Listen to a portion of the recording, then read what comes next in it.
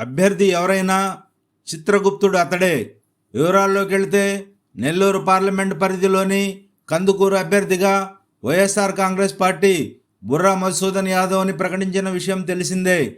కానీ అభ్యర్థి 2014లో పోతుల రామారావు అయినా చిత్రగుప్తుడు అతనే.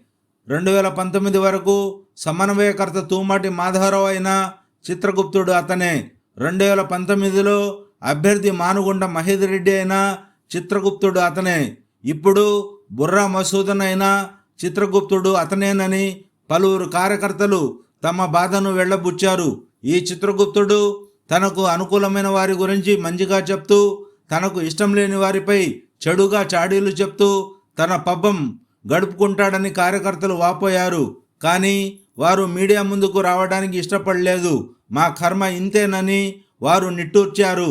రఫీ నూరి ఛానల్ కోసం.